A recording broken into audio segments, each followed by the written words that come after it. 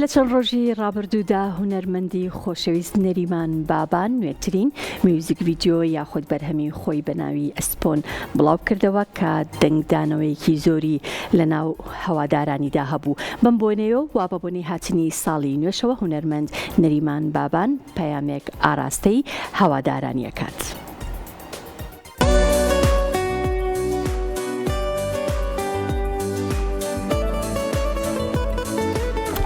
ئەم کاتتان باش سڵاو لە هەموو کورد لە هەرکوێکی ئەم دنیایە.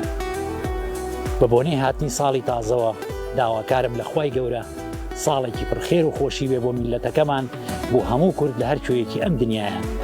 ساڵی 2024ش هەرچی ناخۆشی و نەهامەتیە لەگەڵ خۆیابی بات و ماڵاوایی لێ بکەین. ئەمە لێرەوە بڵێم زۆر سپاسی هەواداران مەکەم بۆ ئەو پێشوازی جوانە ئەو پێشوازی گرمەی لە بەرهەمە تازەکەیان کردم. بەڕاستی وێڕای ئەو گۆڕانکاریە بەڵام ئەوان زۆر پێشوازێکی جوانیان لێ کرد.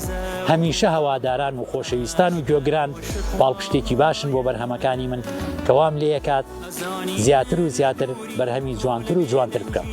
جارێکی تر ساڵی تازەتان پیرۆز پڕخێر و خۆشی بێ بۆ هەر هەمووتان. زۆر سپاس.